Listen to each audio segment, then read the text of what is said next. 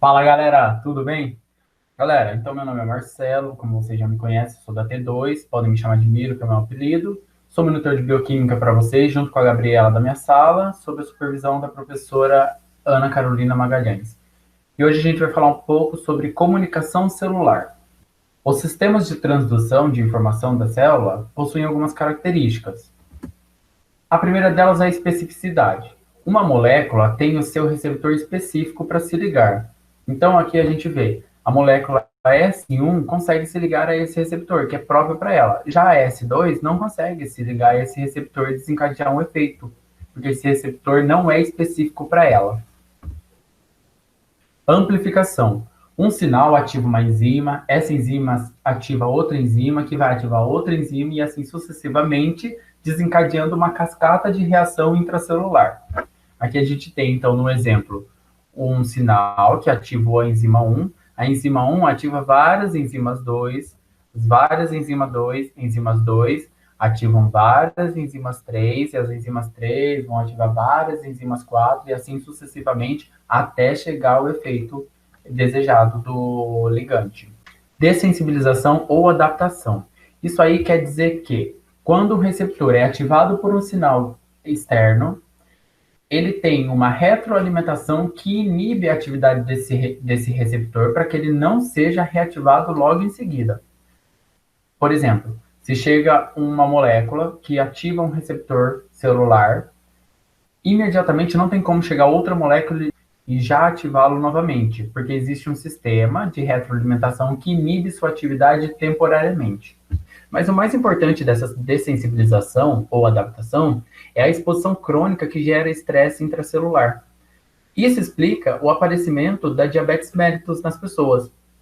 Uma pessoa que tem bastante ação da insulina sobre os seus receptores celulares, chega uma hora que os receptores ficam adaptados a essa insulina, ficam dessensibilizados à ação da insulina, porque o receptor ficou tanto tempo exposto à insulina que ele está dessensibilizado, ou seja, ele não responde mais à ação da insulina. Sendo assim, o paciente fica hiperglicêmico e desenvolve um quadro de diabetes mellitus 2. Integração. Quando dois sinais desencadeiam efeitos opostos, a resposta vai ser dada pela somatória do efeito produzido em ambos os receptores. Então, se nós temos dois efeitos opostos acontecendo, a resposta final vai ser a somatória entre esses efeitos. O sinal 1 se liga ao receptor 1, desencadeia um sinal de aumento na concentração de X ou aumento na velocidade média. Já o sinal 2, no receptor 2, vai desencadear um sinal de redução na concentração de X ou redução na velocidade média. A resposta final vai ser o quê? A variação na concentração de X ou a velocidade média líquida.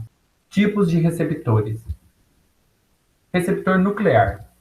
O receptor nuclear é um receptor intracelular, ele não necessita de um receptor de membrana e ele vai ser específico para ligantes lipofílicos que conseguem atravessar a membrana plasmática.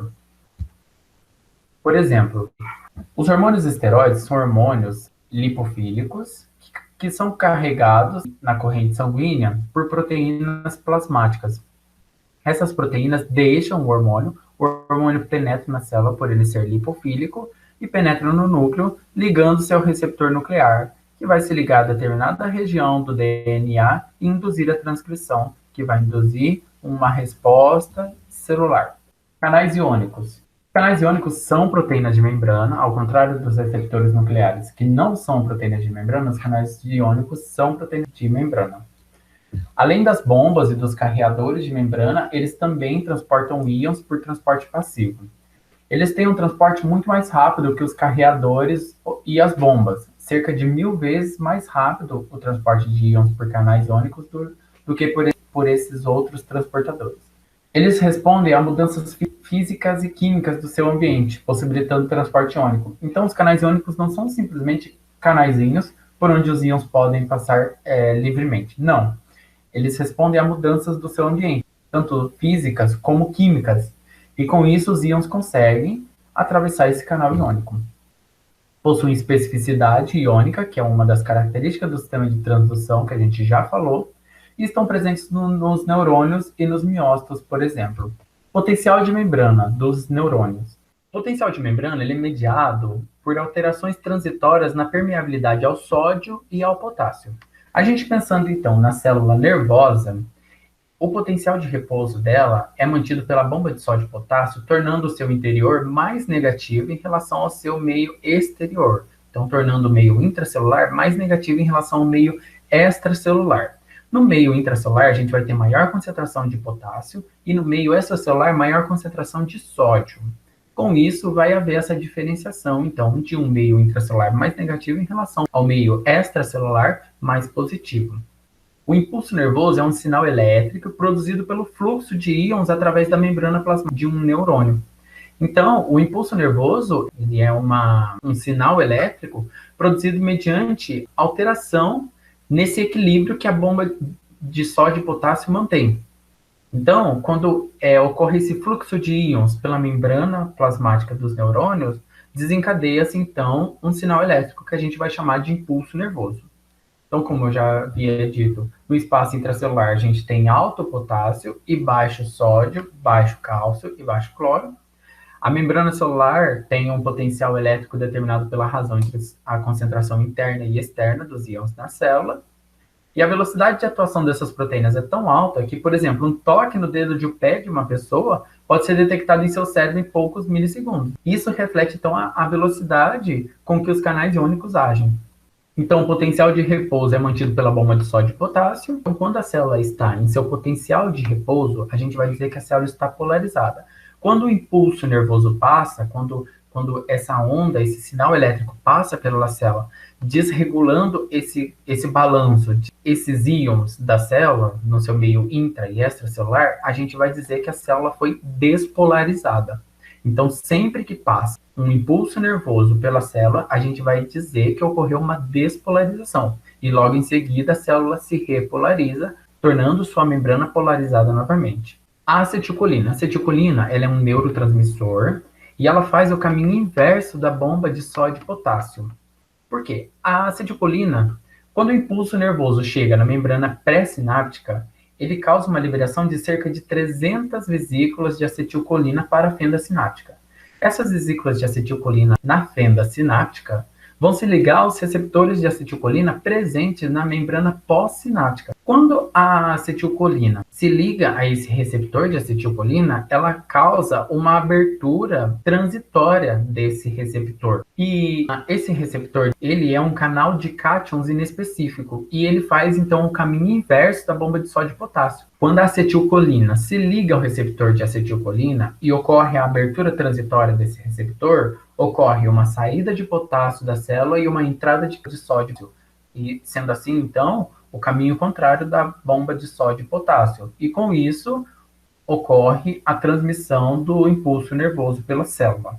A ligação da acetilcolina à membrana pós-sináptica através de receptores de acetilcolina modifica a permeabilidade do neurônio a íons, que é essa saída, então, de potássio e entrada de sódio para dentro do neurônio. Com isso, quando a gente fala que o impulso nervoso passou de uma célula para outra, a gente diz que ela saiu do seu potencial de repouso para o seu potencial de ação. Então, quando a célula está polarizada, quando ela tem aquele balanço de íons mantido pela bomba de sódio e potássio, a gente fala que ela está no potencial de repouso. Quando a célula está despolarizada, ou seja, ocorre um desbalanço naqueles íons que a bomba de sódio e potássio mantém, a gente diz que a célula está em potencial de ação. Receptor enzimático. O receptor enzimático ele também é um receptor de membrana.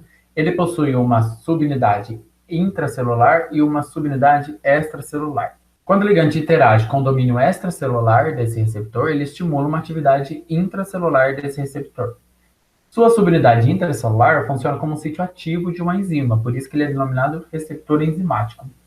Ele possui uma sinalização lenta, uma alta afinidade de ligação e uma lenta dissociação com o ligante. O receptor de insulina é um exemplo de receptor enzimático. Qual que é o objetivo do receptor de insulina? É levar a exposição de transportadores de glicose, que a gente chama de GLUT4, para a superfície celular. Quando esses GLUT4 estão expostos na superfície celular, eles permitem a entrada, a permeabilidade de glicose na célula. O receptor de insulina ele Ele é um dímero constituído de duas unidades idênticas. Então, a gente tem duas subunidades alfa, que estão no domínio extracelular, e temos duas subunidades beta, que estão no domínio intracelular. Essas subunidades são ligadas por um único segmento transmembrânico, formando, então, um único receptor, que tem ação intra e extracelular. Então, aqui a gente tem, ó, a porção extracelular, onde a insulina vai se ligar, temos uma subunidade alfa e a outra subunidade alfa. A gente tem um único segmento transmembrânico que vai ligar essa porção extracelular com a intracelular. E a intracelular a gente tem também uma subunidade beta e outra subunidade beta. Cada subunidade beta é constituída principalmente de um domínio de proteína quinase. Proteínas quinases são proteínas que fosforilam moléculas. Então, cada subunidade beta possui ação de fosforilar moléculas. A quinase do receptor de insulina é uma tirosina quinase. Isto é, ela catalisa a transferência de um grupo fosforila do ATP para um grupo hidroxila da tirosina. Então, a gente vai chamar a quinase do receptor de insulina de tirosina quinase. Por quê? Porque ele vai fosforilar resíduos de tirosina mediante a ação sobre as moléculas de ATP.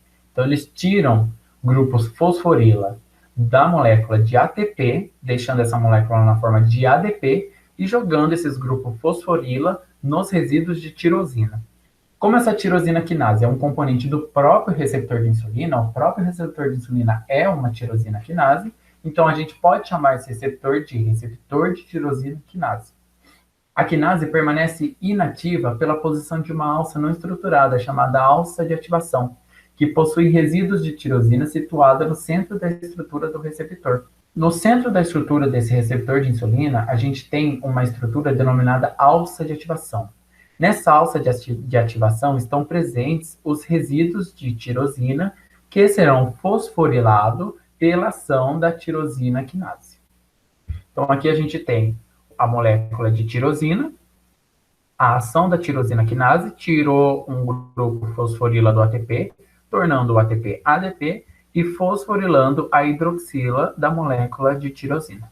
Quando a molécula de insulina se liga ao receptor, os domínios de quinase catalisam a adição de grupos fosforila do ATP para resíduos de tirosina presentes nessa alça de ativação, ativando a tirosina quinase do receptor, que é o que eu acabei de falar para vocês. Os resíduos de tirosina estão nessa alça de ativação.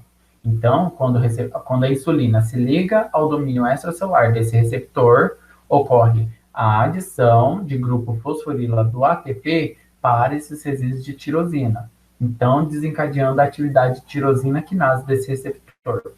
Os sítios fosforilados atuam como sítios de ancoragem para outros substratos, incluindo uma classe de moléculas designadas como substrato do receptor de insulina, IRS. Então, quando os sítios desse receptor são fosforilados, outros substratos conseguem se ancorar a esse sítio fosforilado do receptor.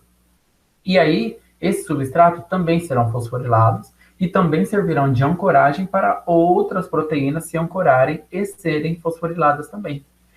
Um desses substratos que vão ser fosforilados mediante esse sítio intracelular do receptor de insulina são os substratos do receptor de insulina, que a gente vai chamar de IRS. Na cascata de insulina, a gente vai ver principalmente o IRS1 e o IRS2. As moléculas de IRS, elas atuam com proteínas adaptadoras. Então, elas vão fixar componentes distais dessa via de sinalização à membrana. Ou seja, se existem moléculas distais a esse receptor que está desencadeando toda a reação, esses substratos de receptor de insulina, esses IRS, vão fixar essas moléculas que estão distais próximo à membrana, para que ocorra toda essa cascata. Então, aqui a gente tem a insulina se ligou ao receptor na sua porção extracelular. Na sua porção intracelular, ocorreu a fosforilação dos resíduos de tirosina na alça de ativação, ativando, então, a tirosina quinase do domínio intracelular desse receptor. Com isso, com essa ativação, mediante fosforilação, o IRS1 conseguiu se ligar a esse receptor, linkando outras proteínas a essa cascata também, que estavam distantes. Essas proteínas estavam distantes Então, esse IRS1 conseguiu aproximar essas proteínas distantes dessa reação enzimática que está ocorrendo, dessa reação do receptor de insulina que está ocorrendo. Então, com a IRS1 fosforilada, ou seja, ativada, ela vai conseguir trazer para próximo da cascata moléculas, proteínas que estão distantes dessa cascata de reação. E ela ativada vai permitir a ligação da fosfininosídeo 3-quinase, que é uma lipídio-quinase. Essa lipídio-quinase vai transformar a PIP2, que é um lipídio de membrana, em PIP3. E o PIP3, que também é um lipídio de membrana, só que agora com um grupo fosforila a mais, vai ativar a PDK1, que é a proteína quinase dependente de PIP3, e essa PDK1 vai ativar a AKT em AKT ativada, também mediante fosforilação. Vale ressaltar aqui que a AKT ela é muito conhecida por proteína quinase B, PKB. Então a gente pode chamar de PKB ou de AKT. Nesse caso eu coloquei os dois nomes na descrição do vídeo, porque no esquema ele está como AKT, mas é a mesma coisa que PKB. Os sítios fosforilados no receptor atuam como sítios de ligação para o substrato do receptor de insulina, como o IRS1. Foi o que a gente já falou, então. Os sítios fosforilados aqui, como tem na parte intracelular do receptor, na subunidade beta, o sítio fosforilado vai servir como sítio de ligação para outros substratos, como o IRS1, que a gente viu aqui. A lipídio-quinase, que é a fosfininosídeo 3-quinase, que é essa aqui que a gente viu, ela liga-se aos sítios fosforilados no IRS1, que a gente viu também, por meio de seu domínio regulatório e em seguida converte PIP2 em PIP3. PIP2 é um lipídio de membrana, vai ser convertido em PIP3. Mas afinal, o que é a PIP2 e a PIP3? A PIP2 é a fosfatidil-inositol bifosfato. E quando ela sofre a ação da fosfoinositidil 3-quinase, que é uma lipídio-quinase, o PIP2 vai receber um grupo fosforila e vai se transformar em PIP3, que é a fosfadinil-inositol trifosfato. A ligação ao PIP3 ativa a proteína quinase dependente de PIP3, que é a PDK1, que a gente viu, que fosforila e ativa quinases como a AKT1, que é a proteína quinase B. Essa proteína quinase B ativada, ela pode se difundir pelas células para continuar a via de transdução de sinal. Ou seja, a PKB ou AKT1, ela não é fixa à membrana, como todas essas estruturas que a gente tem visto aqui.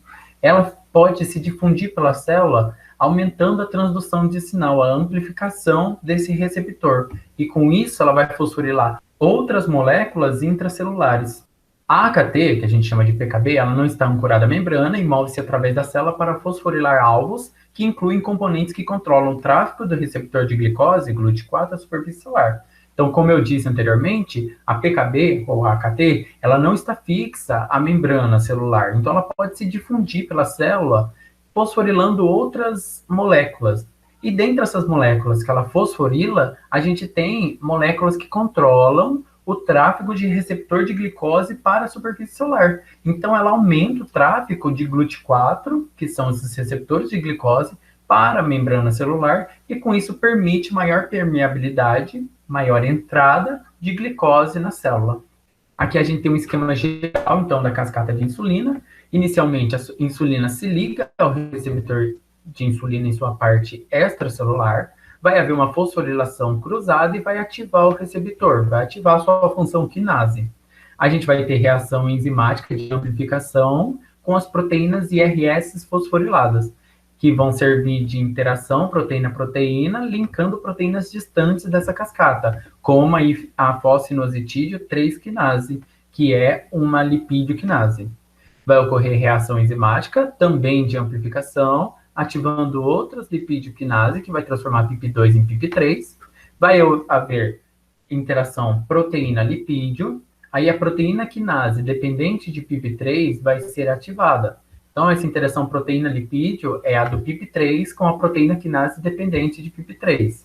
Então, a proteína quinase dependente de PIP3 vai também, por reação enzimática, amplificar a cascata, ativando a AKT, que é a PKB. Essa PKB vai se difundir pela célula, ativando moléculas que controlam o tráfego de GLUT4 para a superfície celular, vai aumentar a exposição de GLUT4 e, consequentemente, aumentar a entrada de glicose na célula.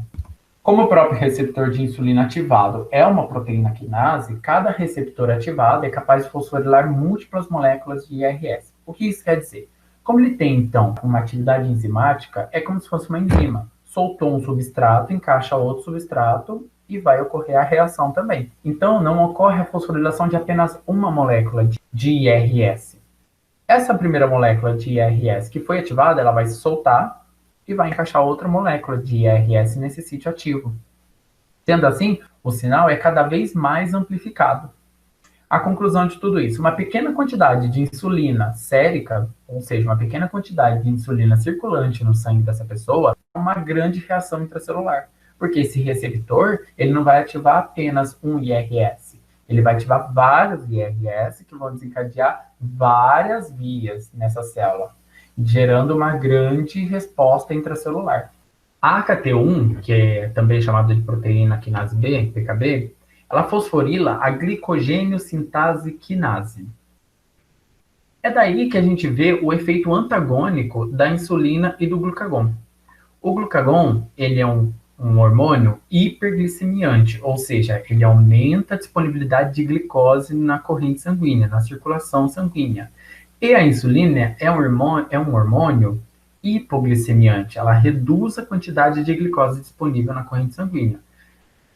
Eles agem em receptores diferentes, porém, a insulina consegue agir na cascata do glucagon. A glicogênio sintase, ela faz com que a glicose presente no músculo e no fígado seja polimerizada em glicogênio, que é o polímero de glicose, que é a forma com que o fígado e o músculo armazenam glicose. A AKT1, proteína quinase B, ela fosforila também a PIP1. A fosfoproteína fosfatase 1, que é a PIP1, ela desfosforila as moléculas fosforiladas pelo glucagon. Então, se a insulina fosforila moléculas intracelulares que não estão fixas à membrana mediante PKB, o glucagon, por sua vez, realiza essa fosforilação em sua cascata pelo PKA, proteína quinase A. Como a fosfoproteína fosfatase 1, a PIP1, ela desfosforila as moléculas fosforiladas pelo glucagon por ação da PKA, então ela vai desfosforilar proteínas relacionadas à quebra do glicogênio. Porque como o glucagon ele é um hormônio hiperglicemiante, ele vai quebrar o glicogênio, que é um polímero de glicose, para lançar glicose na corrente sanguínea. Então, a PIP1 vai desfosforilar proteínas que estão relacionadas a essa quebra do glicogênio, para não permitir essa ação hiperglicemiante da cascata do glucagon. Ela também desfosforila proteínas relacionadas ao processo de gliconeogênese. O glucagon também está relacionado com o processo de gliconeogênese, ou seja, a obtenção de energia por outras vias, e não pelo glicogênio. Sendo assim, a PIP1 vai desfosforilar proteínas que estão relacionadas a esse processo de gliconeogênese, culminando na inibição desse efeito hiperglicemiante do glucagon. Além disso, a insulina, ela ativa a transcrição de proteínas no núcleo da célula. A insulina não é um hormônio lipofílico, então ela não vai conseguir entrar no núcleo e não vai se ligar a receptores nucleares. Mas ela consegue, mediante sua cascata, ela vai ativar a transcrição de proteínas agindo no interior do núcleo. Era isso que eu tinha para falar para vocês hoje, pessoal. Esse pedacinho de insulina, ele merece um pouquinho mais de atenção, porque ele é um pouquinho mais complicado, mas dá para compreender. Qualquer dúvida que vocês tiverem, podem me chamar no e-mail ou no WhatsApp, fiquem à vontade e espero que tenha sido esclarecedor. Um grande abraço para todo mundo e bons estudos!